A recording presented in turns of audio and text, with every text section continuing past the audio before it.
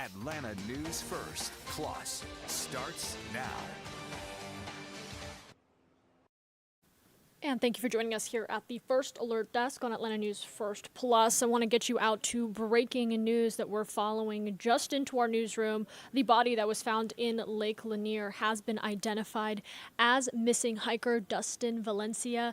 Now, if you've been following along with us on Atlanta News First and AtlantaNewsFirst.com, Dustin Valencia, 43-year-old father of 5 and a devoted husband, was reported missing last Wednesday. His kayak, which he took out on the lake just before he vanished, was found on Friday.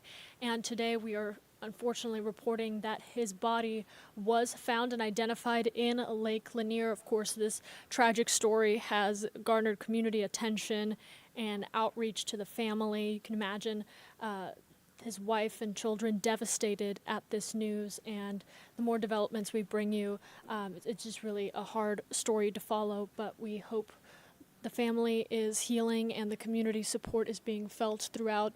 Dustin Valencia, again, going out on Lake Lanier for a kayaking voyage, and today we report that his body was found and identified in Lake Lanier.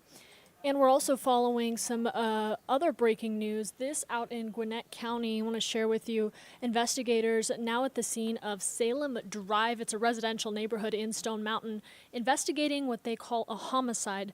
Now, they haven't given us too many details as this investigation is still very early in its tracks and is getting underway. But as soon as we learn anything, we will push that out to you on your phone in the free Atlanta News First app.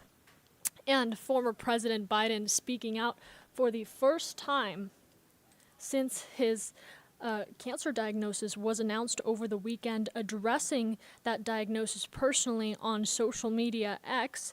In a post uploaded to the social media platform, the former president posed with his wife in a caption that reads, quote, "Cancer touches us all. Like so many of you, Jill and I have learned that we are the strongest in broken places. Thank you for lifting us up with love and support." And right now, the former president and his family are reviewing treatment options with his physician. All right, let's take you back here locally to East Point as we talk about this story.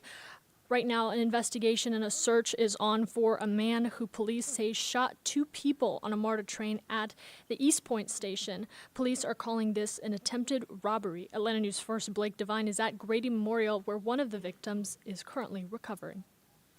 The East Point MARTA station where this shooting happened is just 2 stops away from the airport. Those that we talked to express concern, although they say this has become an all too common occurrence. We dug into the data, and according to MARTA police, robberies across their transit system rose by 48% last year, with aggravated assaults up 60%. This shooting happened just before 4:30 Sunday afternoon aboard a southbound train approaching the East Point station. MARTA police say the armed suspect attempted to rob the 2 victims, grabbing items from their bags before opening fire. Right now, both the East Point and MARTA police departments are still searching for the male suspect. The suspect fled the scene on foot, traveling northbound out of the train station. And no further information on him. He currently is at large. One of the victims was shot in the chest, transported here to the hospital where they were operated on late last night. The other victim was grazed by a bullet in their neck. They were treated at the MARTA station. Reporting at Grady Memorial Hospital, Blake Devine, Atlanta News First. And we're also following this story here in Midtown. Right now, police are looking for information about a man shot in the head at an off-campus student housing. It happened Sunday evening at the Connector Apartments on Spring Street in the Tech Square neighborhood. Police say there was an argument in the hallway before the shooting, but have not shared any suspect information. They say the victim was breathing when he was taken to the hospital, but not conscious. If you have any information, they are actively investigating this and have asked anyone with details about this case to reach out to police. And a big story that we will continue to follow throughout this week: incriminating phone calls from an alleged killer can now be used in his trial. That's according to Georgia Supreme Court. Barron Brantley is accused of killing Clark Atlanta student Alexis Crawford back in 2019. Our Atlanta News First reporter Sarah Hammond has the story. According to prosecutors, Baron Brantley made multiple statements to people who were not his attorney using jail phones while waiting for his trial. Now, Brantley, he is accused, along with his ex-girlfriend, Jordan Jones, of killing Alexis Crawford when Jones and Crawford got into an argument. The two women were roommates at Clark Atlanta University.